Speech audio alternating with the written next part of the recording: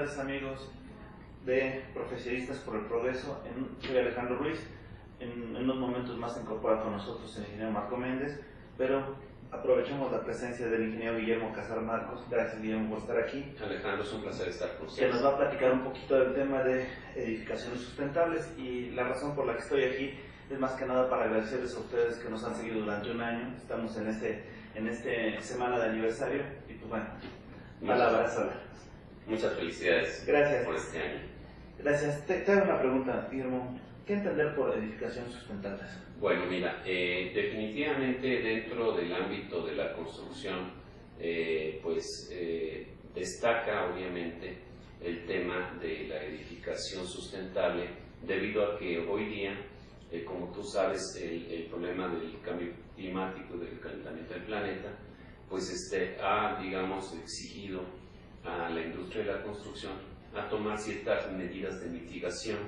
Obviamente estas medidas abarcan todo el proceso de una edificación, desde el diseño, más bien desde la planeación, el diseño, la construcción, y obviamente rematan en la operación y en el mantenimiento. Entonces, bueno, de entrada, todo esto se fue, digamos, de alguna manera viendo que se estaba presentando algunos cambios en el planeta. Siempre han existido cambios climáticos. El tema es que, bueno, ocurren cada periodo muy grande, ¿no? Cada 100 años, pero ahorita están ocurriendo estos cambios climáticos en tiempos muy breves, ¿no? Estamos hablando de 10, 20 años que están obviamente incrementándose 1 grado la temperatura, etcétera. Y esto se empezó de alguna manera a manifestar desde los años 70 con los efectos de, no sé si recuerdas, el niño o la niña, ¿no? Y luego otros nombres que le dieron a estos efectos. Y obviamente, bueno, pues empezó a preocuparse, obviamente, sobre todo en Naciones Unidas, empezó a investigar un poco más. Y todo esto pues viene desde el interés y la preocupación, obviamente, de los principales miembros de la industria, que empezaron a ver precisamente ciertos cambios. Y estos cambios pues empezaron a dar de forma acelerada. Entonces, obviamente, esto, bueno, no es nuevo, ¿no? Te puedo platicar que desde los años 50, la primera inversión térmica que se tiene documentada con un costo en vidas muy fuerte, muy elevado, que fue precisamente en Londres, cuando en un invierno muy crudo, el carbón que utilizaban era un carbón pues obviamente de baja calidad, y no logró subir obviamente a su quema, pues obviamente para producir calor para los londinenses, y se quedó en la parte digamos baja, donde estaba el ser humano. Entonces hubo muchísimos muertos, y por eso Inglaterra siempre estaba a la vanguardia. Entonces Inglaterra se empezó a preocupar por precisamente estas inversiones térmicas, provocadas obviamente por el cambio climático paulatino que se venía dando, ¿no? Entonces Inglaterra empezó a estudiar, ¿sí?, las causas, ¿no? Y empezó a ver, bueno, qué es lo que produce. Entonces, bueno, todo esto fue caminando a lo largo de los años. En los 70 se empiezan a dar ya reuniones más constantes de Naciones Unidas, en donde, bueno, pues un tema toral fue precisamente cuando la ministra Brundtland empieza a definir lo que es sustentabilidad. Obviamente, pues ella, una de las tantas definiciones, porque pues todas giran en torno a lo mismo, lo dijo así, ¿no? El desarrollo que satisface las necesidades del presente sin comprometer la capacidad de las generaciones futuras para satisfacer sus propias necesidades. Es decir, tu consumo actual no pongas en riesgo los recursos naturales de tus hijos y de tus nietos, ¿no? ¿Sí? Y esto combinado con el concepto de sustentabilidad, que no nada más es medio ambiente. Es medio ambiente, o sea, lo que es la dimensión ambiental, es la dimensión social y es la dimensión económica.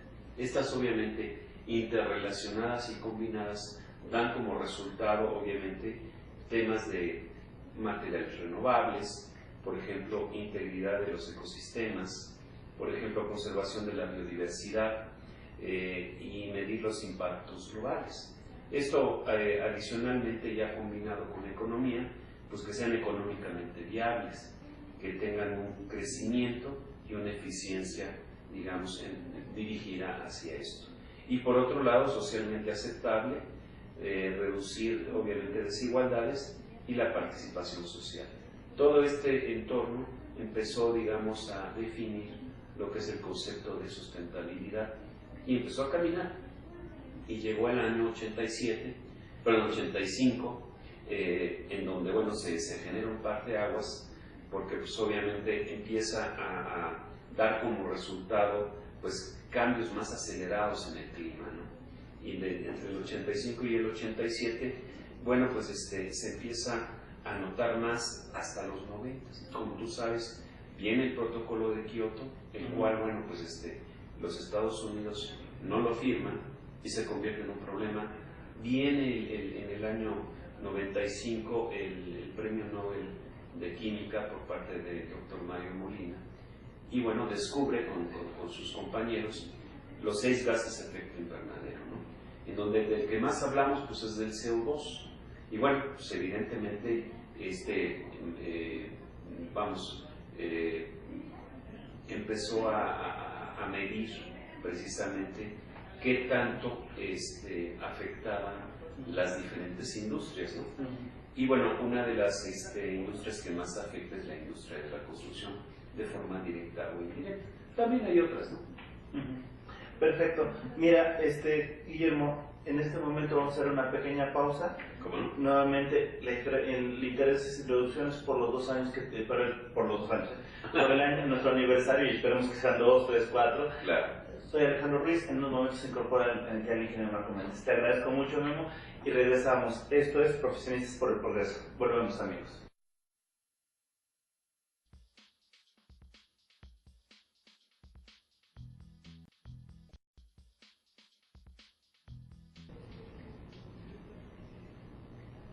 Sí, buenas noches. Estamos en este programa de Profesionistas por Progreso el día 12 de febrero del 2014.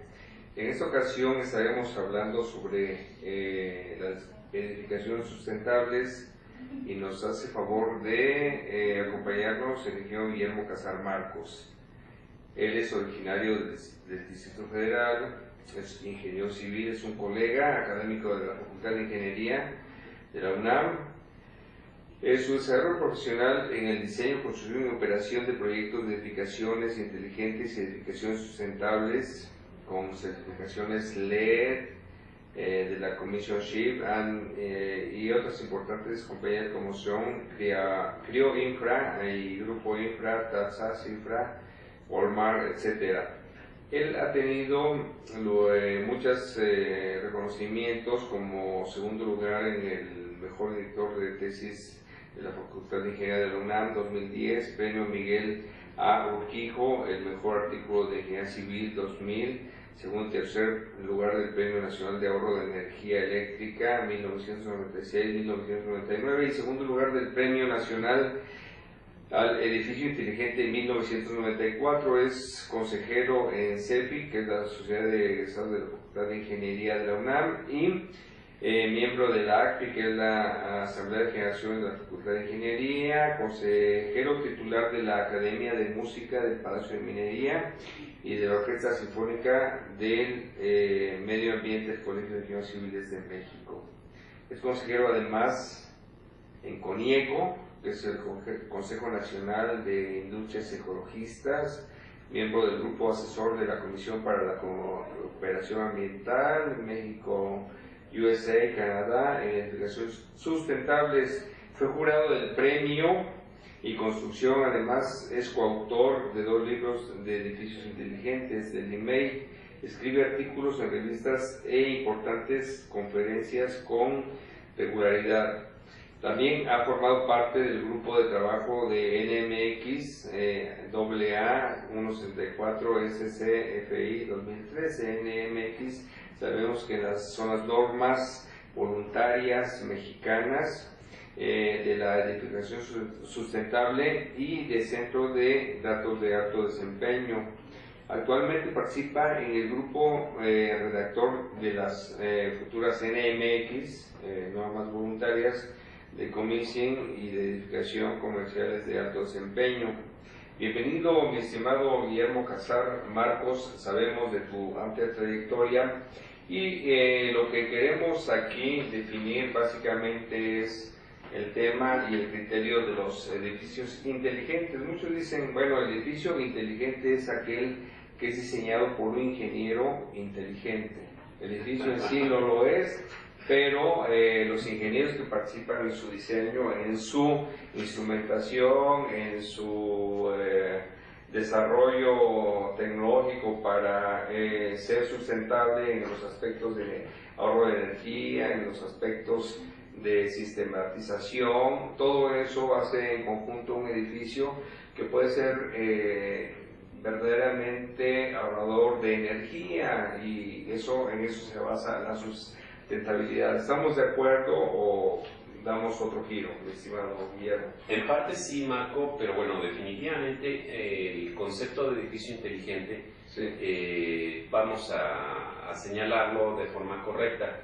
Es toda aquella edificación nueva o sí, una remodelación, la cual, bueno, tiene 4 fundamentos: un diseño interdisciplinario como primer aspecto, el segundo tema es la flexibilidad, la integración de servicios y el resultado, confort, productividad, dentro de un entorno de ahorro de energía y de recursos como puede ser agua o otro, ¿verdad?, dependiendo del giro. Y obviamente pues el tema de la seguridad, ya sea de las personas o de los habitantes, así como de la propia estructura, ¿no?, de la propia edificación. Dentro, obviamente, las telecomunicaciones. Correcto. Obviamente esto va, digamos, arropado dentro de lo que sería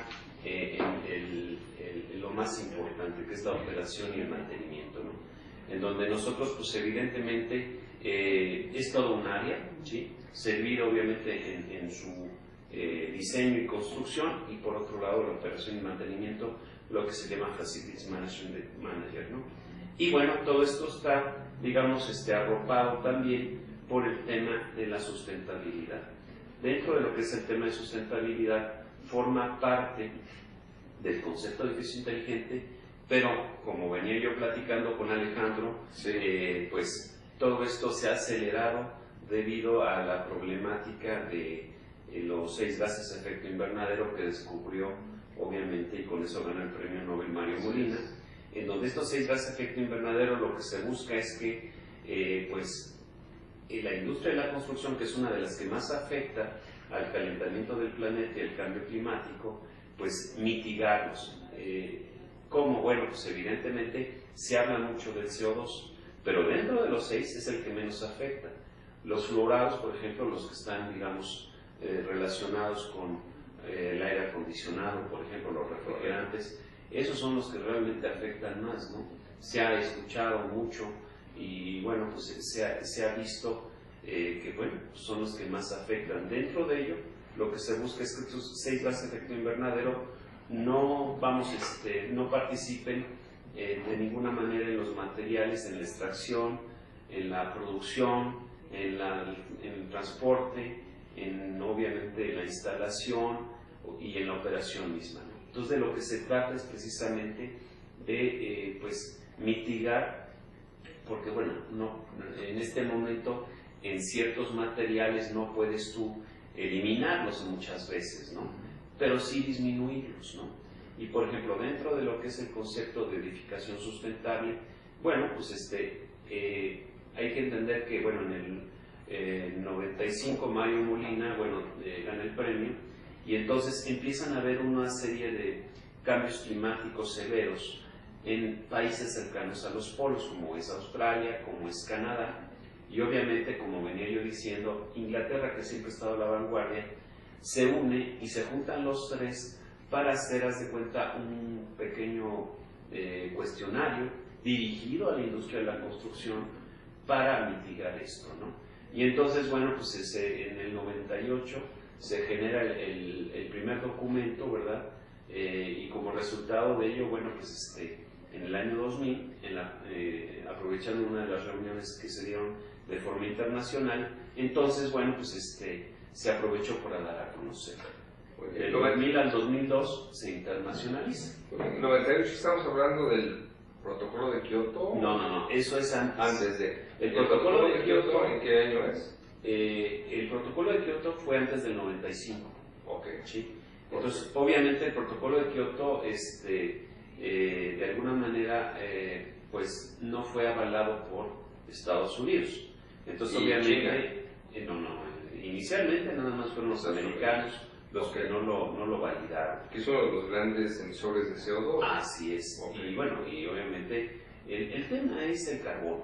Sí. Ellos obviamente pues dicen muchas cosas, pero pues obviamente el tema es ese, ¿no? Correcto. Evidentemente, bueno, dentro de lo que sería el concepto, sí se busca, obviamente, en el año 2000-2002, y aterrizar esto, y se crea World GBC, y empieza a abrir sucursales en diferentes países del mundo.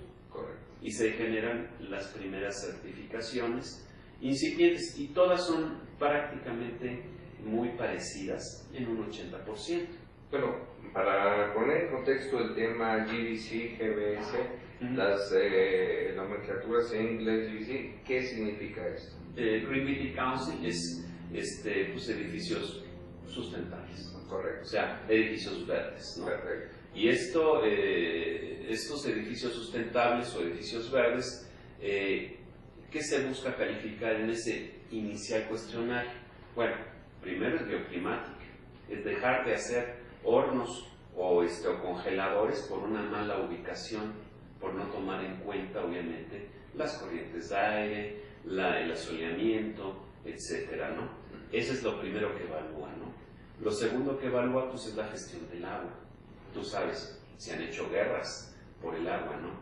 El tercer punto... Y se dice que la Tercera Guerra Mundial por el agua, ¿verdad? Sí, no, sin lugar a dudas. El tercer punto de evaluar, pues, obviamente, es la gestión de la energía, Sí. que básicamente en edificaciones, pues, va dirigida al aire acondicionado y a la iluminación, que es todo un tema, ¿no? Y obviamente, bueno, pues fuerza, ¿no? Ahora, y luego, sí. déjame dar Sí, todos adelante, los... Y el cuarto punto que califica son materiales y recursos, donde entra directamente la industria de la construcción, es decir, ahí es donde entran los materiales reciclables, ¿sí? Y obviamente todos los residuos que salen de la obra, de alguna manera darle un cierto orden para obviamente su reutilización. Finalmente cerramos la pinza con el aire interior y exterior, el cual, bueno, pues de alguna manera es pues cuidar que el ambiente pues no hacer edificios enfermos, en pocas palabras, ¿no?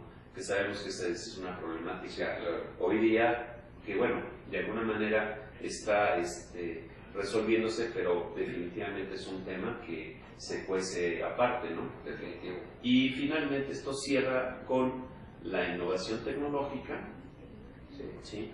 Y obviamente, bueno, pues estudiar los materiales regionales, o sea, no traer, no sé, mármol de Europa, si tenemos mármol aquí en México, precioso, en Oaxaca, ¿sí? Y entonces para traer ese mármol gastas menos CO2. Sí. Esto es lo que califica las diferentes certificaciones del mundo.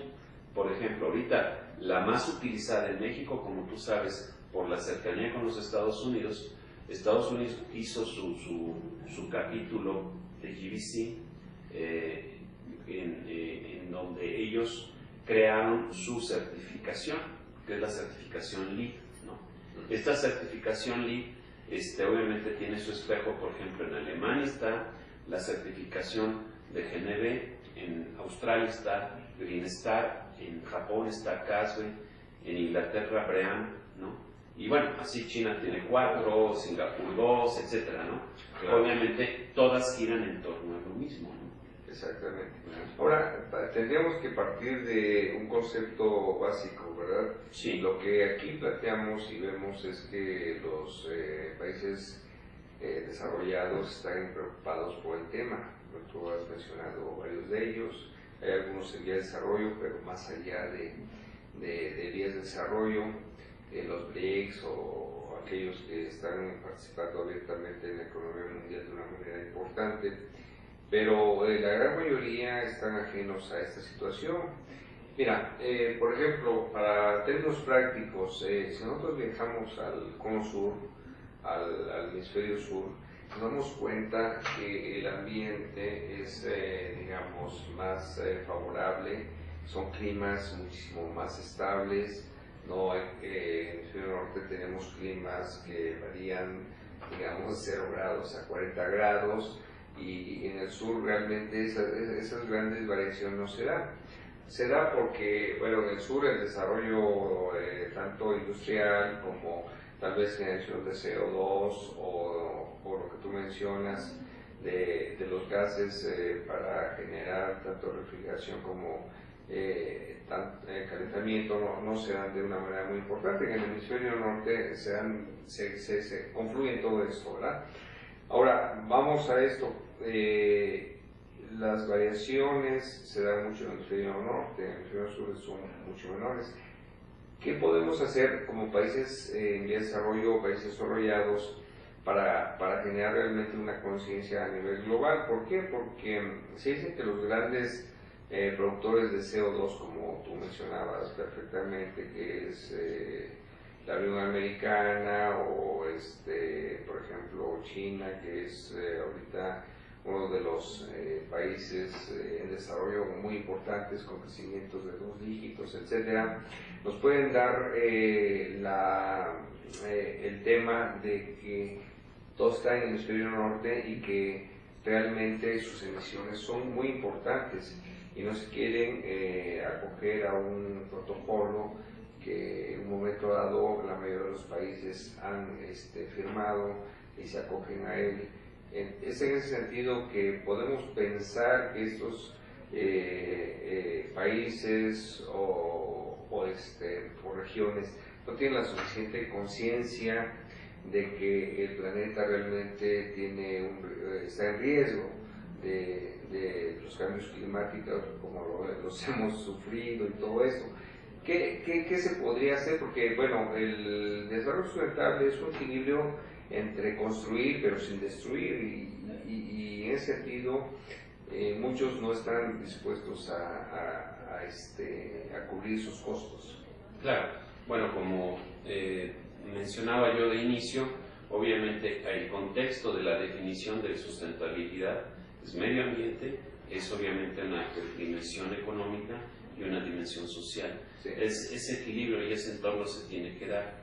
Dentro de lo que es el concepto, obviamente la forma de medir pues los impactos que está generando la industria de la construcción en términos económicos, pues lo tiene que hacer viable, ¿no?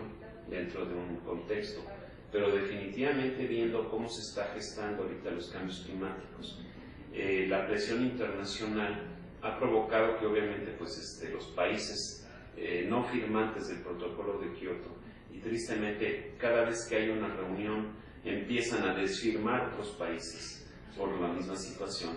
Obviamente aquí ahora sí que las entidades internacionales están empujando precisamente a que se dé este tipo de utilización de certificaciones medioambientales de construcción, las cuales pues evidentemente generan un costo, sí, definitivamente, pero también tienen su beneficio.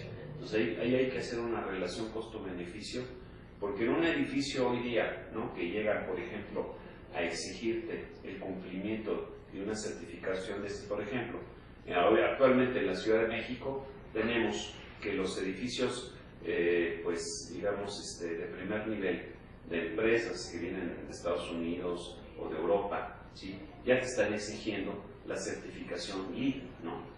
La certificación LEED, pues cuando hace 20 años que iniciamos con esto, el utilizar este tipo de tecnologías, pues nos incrementaba el costo del edificio, pues en promedio un 30%, pero el retorno de inversión venía más o menos de entre 7 y 10 años, y así era negocio en aquella época. Hoy día, obviamente con el avance tecnológico, estamos hablando que, bueno, pues andan sobre el 12%, 10-12%, y bueno, pues dependiendo de la instalación que hablemos, va de un tiempo de 18 meses a 3 años para su recuperación. Se ha cortado esta Sí, tasa, claro. ¿verdad? Y obviamente pues ya los inversionistas ven hacia la operación y el mantenimiento. Exacto. Porque obviamente, bueno, pues el tema mayor en cuanto a contaminación radica ahí.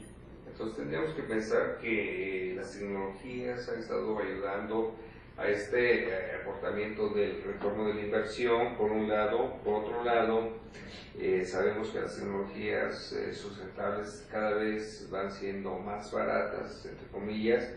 Pero por otro lado, nosotros aquí en México tenemos una norma 001 para envolventes de edificios no residenciales, ¿no? La 8. ¿Sí?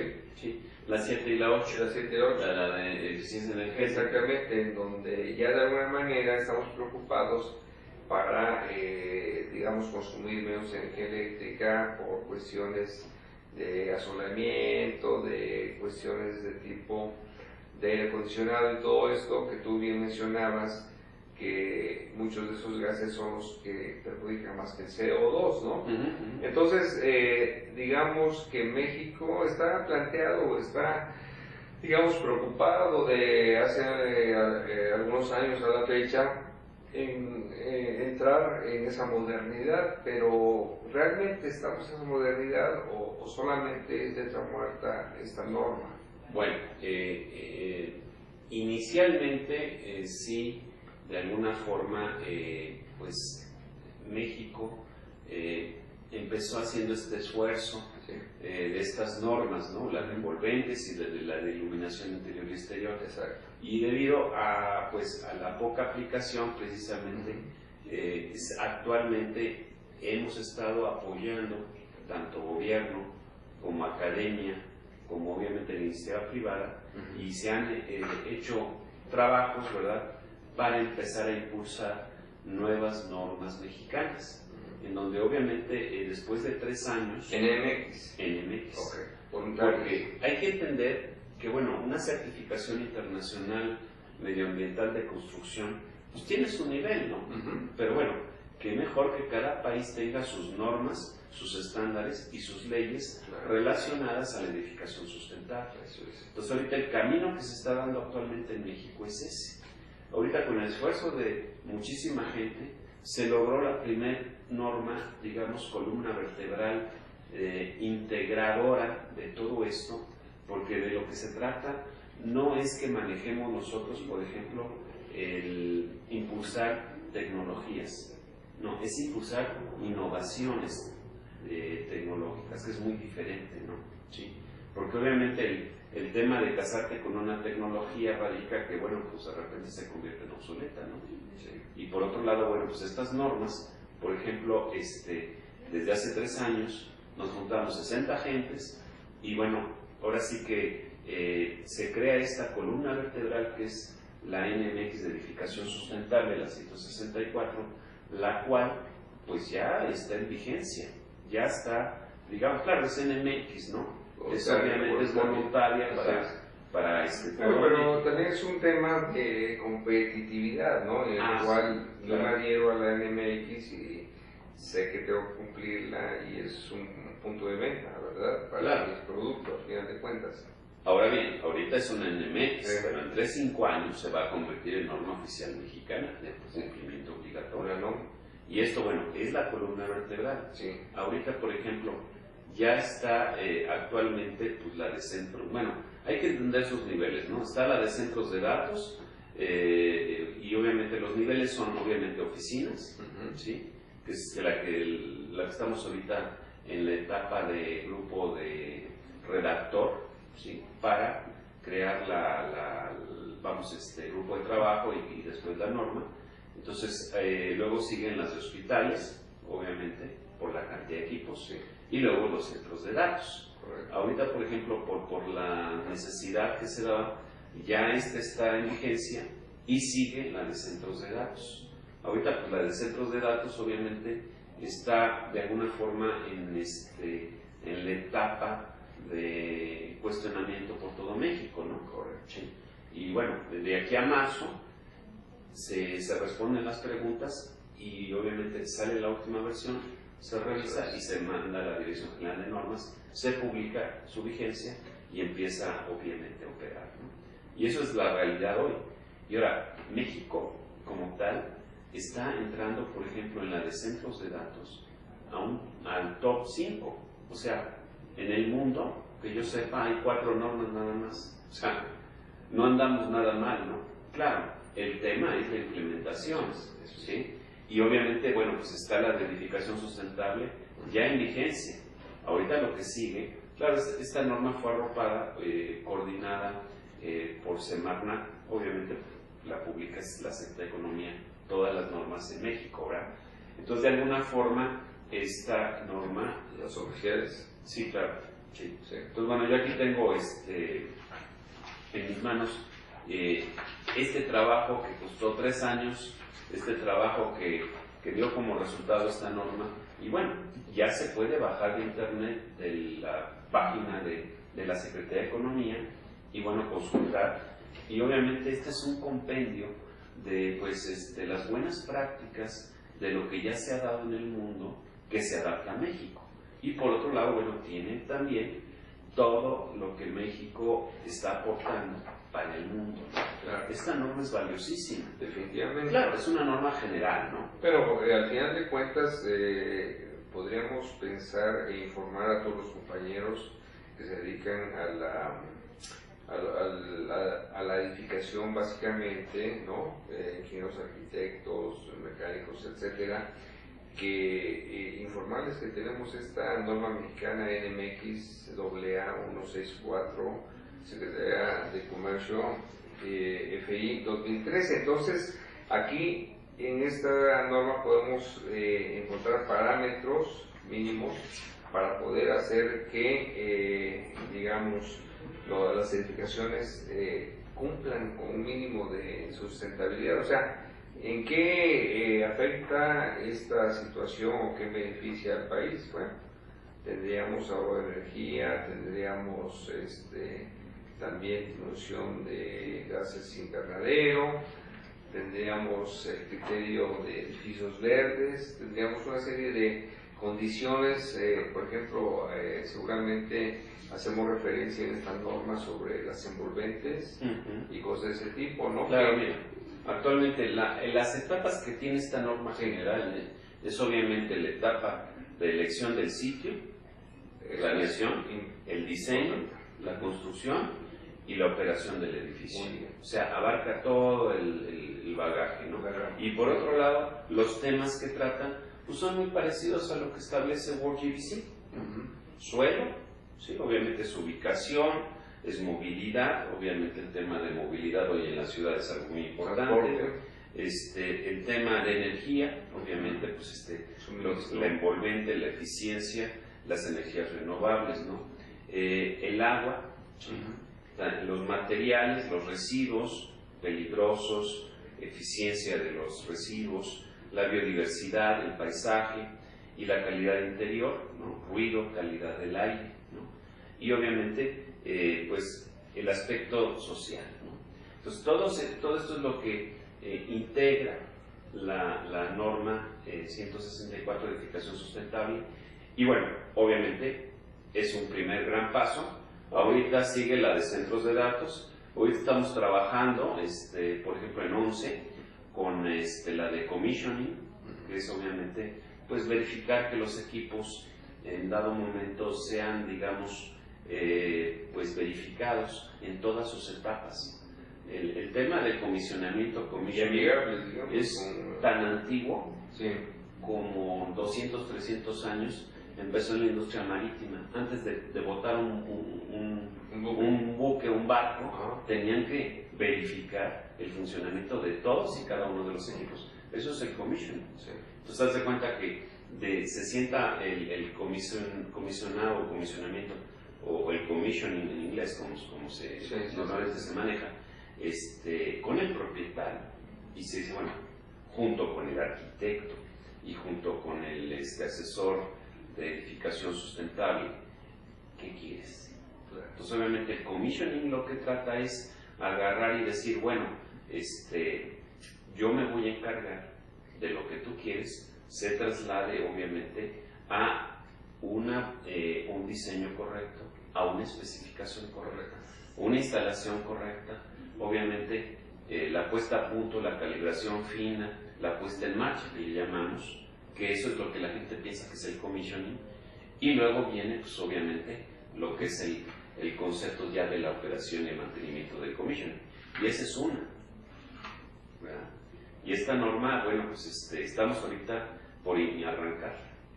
Ahora, esto nos da como resultado que tengamos que tener profesionales, profesionistas capacitados para darle seguimiento a la norma. Esos 8 puntos que tú mencionaste, muy importantes, alguien tiene que verificarlos. Claro. Y alguien que esté certificado ante las instancias legales, porque sabemos que en los temas globales tenemos ya certificaciones de tercera parte, ¿no? Donde claro, ya no es el Club de Toys, sino realmente es una certificación a nivel en el cual globalmente se aceptable, ¿no? claro. Entonces, ¿cómo podemos, este programa es Profesionistas por el Progreso de México o el progreso del mundo?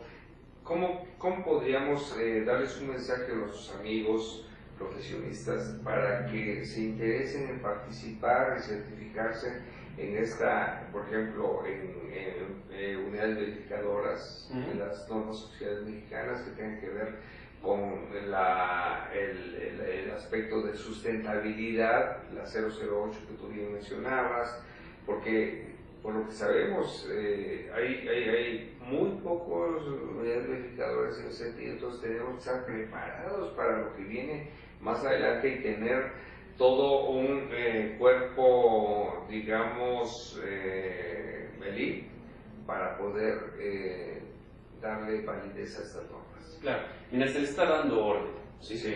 O sea, se le está dando formalidad. Eso es. Eso es lo que está ocurriendo ahorita. Correcto. Ahorita ya está la norma, ¿qué sigue? La implementación, Exacto. generar obviamente estas unidades verificadoras, como se les llama, ¿no? Claro. ¿Verdad? Obviamente cada norma tendrá su forma Exacto. de verificar Así es. el cumplimiento de la norma. Y luego siguen los estándares, Así y luego es. siguen las leyes. Así es. O sea, es un camino que tenemos que seguir. Y esto obviamente va a tener más nivel que cualquier certificación internacional, Lo sabemos. definitivamente. Sí. Sin olvidar las ISO, que hoy por hoy en México la certificación LEED, por ejemplo, pues no es válida. Sí, no es válida hablando como gobierno. Pero por ejemplo, hablando por ejemplo de la ausencia, se utiliza la ISO TC 205 de edificación sustentable, en donde yo participo como vicepresidente del IMEC, ¿no? En donde pues evidentemente hay temas que se manejan ahí, es aire acondicionado e iluminación. Y el tema de iluminación es todo un tema porque tristemente creo que somos el único país de América y de muchas partes del mundo que seguimos en incandescencia. Es una vergüenza. O sea, seguimos comprando focos de 2-3 pesos y obviamente pues tú vas a otras partes del mundo. El año pasado me tocó ir a Sudamérica y bueno, países mucho más pobres que el nuestro, pero ya tienen la conciencia. ¿Por qué? Porque les cuesta la energía. Llegas allá y utilizan focos ahorradores. Y inclusive hasta LED, inclusive. No, definitivamente. Y si nosotros podemos auscultar un poquito el tema del costo de la energía eléctrica que tú mencionaste, vemos que en muchas alcaldías o presidencias municipales del país, el mayor costo, el mayor, digamos, la carga económica para los gobiernos municipales o estatales, de pronto resulta que es la iluminación pública. Y sin embargo no estamos dando esa prioridad al decir, bueno, vamos a ahorrar energía eléctrica, vamos a darle sustentabilidad, ¿con qué? Con celdas fotoeléctricas en lugares donde se pueda dar eso, o también podemos pensar en LEDs y cosas por el estilo, ¿verdad? Entonces yo creo que esta cultura de la sustentabilidad en edificaciones y la cultura de la iluminación, el aire acondicionado, todo lo que consume energía eléctrica, porque si bien sabemos, estamos en el tema a nivel nacional de lo que es la reforma energética, donde hay una confluencia de intereses, Claro. donde tenemos, lamentablemente, dependemos mucho de hidrocarburos, por ejemplo, y cómo podemos dar energía eléctrica, vamos a llamarlo no barata, sino relativamente viable, cuando sustentable, cuando nos su viabilidad económica bajo el concepto de sustentabilidad. cuando nuestros energéticos con los cuales producimos el 60 o 70% de energía, pues realmente no están en ese nivel, ¿no? O sea, Claro. ahí tenemos unos retos muy importantes en este país, y tendríamos que empezar a pensar verdaderamente y seriamente en lo que es generación de energía eléctrica a través de medios pues con energías renovables. ¿No te parece? Sí, totalmente. Y de hecho, bueno, mira, Y tenemos un gran potencial además como claro, país, ¿no? claro, no, totalmente, totalmente. Simplemente volteamos a ver nuestro pasado. Tú agarras y vas a una zona arqueológica, te paras afuera, 40 grados. Entras a la pirámide, 25 grados. ¿Por qué? Porque construyeron esas pirámides con una perfecta bioclimática. ¿Sí?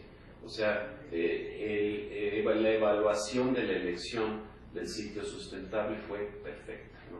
Entonces eso, pues simple y sencillamente pasan los años, Los siglos. y los siglos, ¿va? Y ahí está, ¿no? Y siguen estando, y seguirán estando, ¿no? Simplemente la casa maya. En la región maya siguen construyendo los actuales mayas sus viviendas.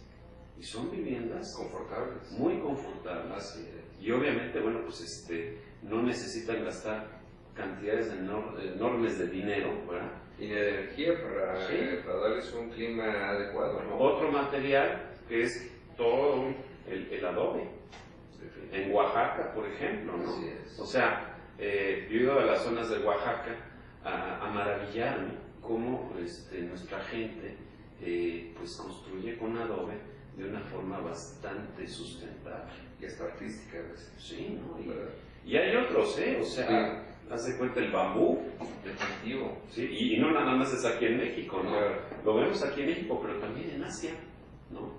Y hay edificaciones en Asia inclusive de varios niveles, ¿sí? O sea, hay otros materiales que, por ejemplo, no todo es concreto y acero, ¿no? Claro, bueno, en una ciudad, pues sí, ¿no? ¿verdad? Pero, sobre todo por la cuestión sísmica que enfrentamos en esta ciudad, ¿no? Pero definitivamente, pues hay que evaluar todos estos conceptos para poder desarrollar una edificación sustentable como Dios manda, ¿no? Me parece muy bien, Guillermo. ¿Y qué nos llevaríamos finalmente de esta charla? La propuesta básicamente es lograr edificaciones sustentables con base en combinaciones de todas las técnicas constructivas y de todas las técnicas, como tú mencionabas, ¿no? Ancestrales. Claro. Y bueno, esto hay que traerlo aquí al día de hoy, ¿no? Ahorita hay que enfocarnos a nuestros estudiantes y definitivamente ellos van a encontrar en esta área, pues obviamente un área de oportunidad en México y en el extranjero. Sí, definitivamente. Correcto. Entonces yo invitaría a los estudiantes a que cada día más se preocupen por estos conceptos, ¿no? Evidentemente, pues ya ahorita el gobierno ya está apoyando, ¿no? Ahorita, por darte un tema, ¿no? Sí. Los esfuerzos que está haciendo el gobierno del Distrito Federal, muy aplaudible, por ejemplo, los pequeños normitas que está sacando, que ya en el Distrito Federal ya se está regulando en términos de edificación sustentable, ¿no? Claro. La movilidad es otro tema, ¿verdad? Claro, sí, sí, sí. Aquí, por ejemplo, pues el asunto es claro, ¿no? O sea, el 20% se mueve en coche y el 80% en transporte público. ¿Qué tienes que eficientar? Pues el transporte público. Definitivo. Sí. ¿Verdad? Pero a últimas fechas también la movilidad a través de vehículos, digamos, movidos por la fuerza motriz humana, como son las bicicletas, se ha ido incrementando. Claro. Forma parte de lo que maneja la norma, ¿no? Así es. Evidentemente incentiva el uso de la bicicleta. Sí, porque si cuando vamos a países bien desarrollados, vemos que realmente el uso del automóvil es limitado y, bueno, digamos que le dan prioridad a otros temas. Oye, Guillermo, mira, te agradecemos mucho tu participación en este programa de las inversiones sustentables. Yo creo que tenemos mucha tela de donde cortar y te queremos agradecer, ¿no?, con un reconocimiento muy sencillo, pero muy merecido, referente al tema de inversiones sustentables que se da este 12 de febrero. Lo firma la licenciada Marilena Miranda de la Lama, directora general de ASTLTV, que es quien emite este programa, y su servidor Marco Antonio Méndez, como presidente del Consejo Nacional de Egresados y Profesionistas por el Progreso. Te agradecemos, estimado Guillermo, y estás invitado cordialmente a seguir participando, a ser un invitado y una persona que nos acompañe para desarrollar este tipo de temas que pues están verdaderamente al orden del día, porque sabemos que el cambio climático y todo lo que se refiere a la sustentabilidad pues es algo bien importante. Les agradecemos su participación y los invitamos para el próximo miércoles de 8 a 9 a que nos sintonicen en este canal. Gracias.